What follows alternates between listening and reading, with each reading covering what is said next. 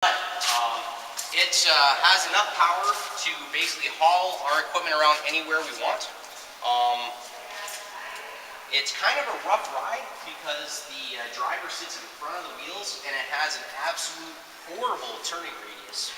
And it's you have to have two people to drive because the mirrors absolutely suck and they always move on you. So you have to have someone on the other side to tell you if there's someone, if there's anything on the other side or if you're going to hit it. It has the ability. It's got a. Everybody would think of that as a self-recovery winch. But it's actually, that winch is designed because one of the type of trailers that we have, the front of the trailer actually drops down to the ground so you can drive off of it. And then that winch is to pick the front of that trailer up and then to bring it up onto the top of the truck. Now, this piece of equipment here is actually their easiest way to open the door. If we left it there.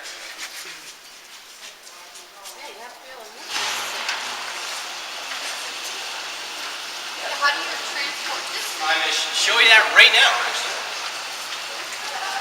So there is a PLS truck, which is basically, it's on the same platform as that truck there. It's a 10x10 with a gigantic hydraulic arm on the back of it. So this hydraulic arm right here, this hook, will actually come in and hook onto the front of this thing, and it'll literally just grab it, just like an arm here. It'll grab it and then heave it up onto the back of that truck.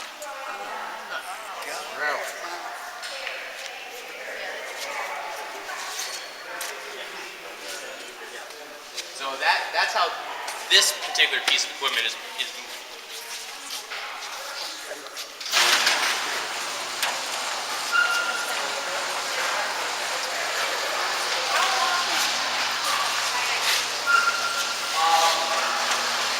I've been in the military now going on 16 years and I've never changed a tire.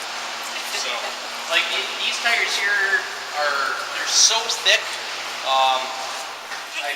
I've never seen one pop, and really a lot of them, they don't get enough mileage on them to actually wear them down to it. Because like some of our trucks, yeah, they will dry rot first. A lot of the majority of the time if we replace a tire, it's because it's dry rotted more than anything else.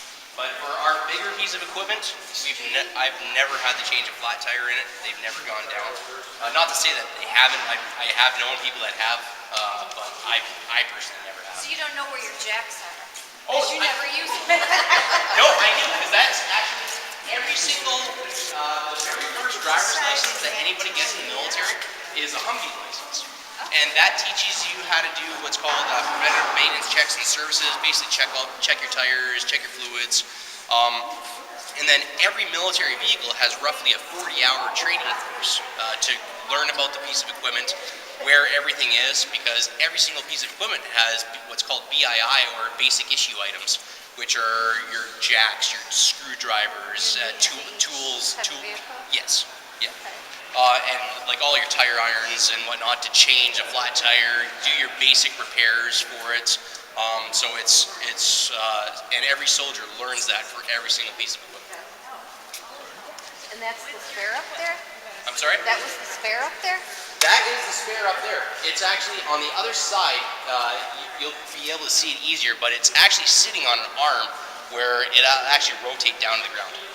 So, and then on both sides of the truck, there's that big box that's got a lock on right there.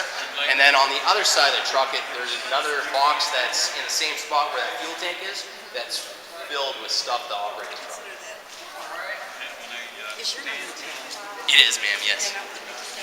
Our son is engaged, the Navy son. Oh, to really? an Italian girl. Oh, I was actually, my father was born in Fawnville, Illinois. Oh, okay. But where are you originally from? In Sault Ste. Marie, up in the UP. Yeah, I knew the UP. You could tell by the way he was talking, he's from the UP, yeah. I knew you couldn't be Canadian. So this is the BHL. It's basically just the backhoe. These guys will use it to move small amounts of dirt with the front shovel, move around snow in the wintertime sometimes, and then to scoop around, use the hoe of the vehicle to dig the small stuff. And then we have the bigger equipment with the excavators that have the bigger shovels and whatnot. This is being replaced by the Hemi that I was explaining to you. It's actually probably twice the length of this thing, but it's this one here, if we have to go a long distance, we'll have to trailer it to drive it down the road because it only drives probably maybe 25 miles an hour, if that, down the road, and it's a really rough drive. Versus the new vehicle, it can do highway speeds. This piece of equipment here, it is the new Bobcat or skid steer. We actually have two different variants of it. One is tracked and the other is wheeled. They both do the same thing, it's just the tracked is a lot better for off-roading, not off-roading, but going off-road and working in rougher areas. It actually comes with an implement box, which has not only this the big shovel on it, but it also comes with forks, pole host digger, and then also a ground pounder. A ground pounder. It's a hydraulic ground compactor. And then it's all it's actually a really good piece of equipment because the old ones, it had 3 joysticks and then a whole bunch of buttons on it, and then this one here, it just has the 2 joysticks, so it's a lot easier to operate. So these are the new MTVs, which is a boot that gave it away? cargo capacity. There's another variant that is a long wheelbase one, which is about another 5 feet longer. So you can either transport up to 17 troops or 5 tons of cargo capacity. So, and the crew is a 3-person crew. So a driver, a commander, and then a gunner up in the center. It can ford water up to here. And pretty much drive anywhere you want it to go. It does have, most of the military vehicles now have the central tire inflation system. So from the cab, you can actually control the tire pressure from inside the cab. So, well, that's one of the great things is you pretty much as long if you look at it and it looks like it's got air in it, then you can drive it down the road because if it is down a little bit, then as soon as you start it, it'll bring the air up to its proper thing. And then from the inside, it's got several buttons where you can switch it from highway driving down to mud or snow or whatnot, and then it will lower the pressure in the tires. And it goes anywhere from, I think it's 80 psi driving down the road on a highway all the way down to 17 psi to drive over like the worst possible spot. But the further down you go in the psi, the slower you have to drive. This one here is the Atlas, or the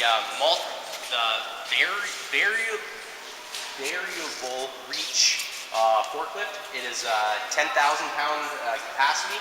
It has 2 different types of forks, which are, right now it's got the big forks on it, which you can pretty much, as long as you can stabilize those forks on it, it'll go. The arm will go up to 80 degrees in the air, and then it'll extend out 2 times its length that it is right now.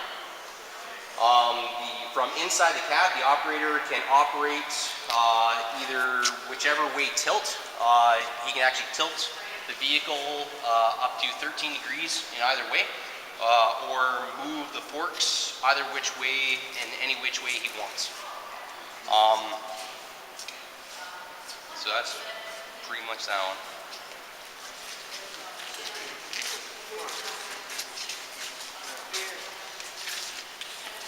Now, when these vehicles are parked like this, I'm sorry, ma'am? when these vehicles are parked like this, I see that one has locks on each wheel.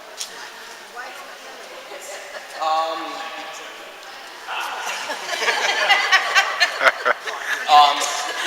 Whenever our vehicles are stored for long term, we always chalk block them, just so they're all air brakes, so they're never going to move anywhere, but you just never know.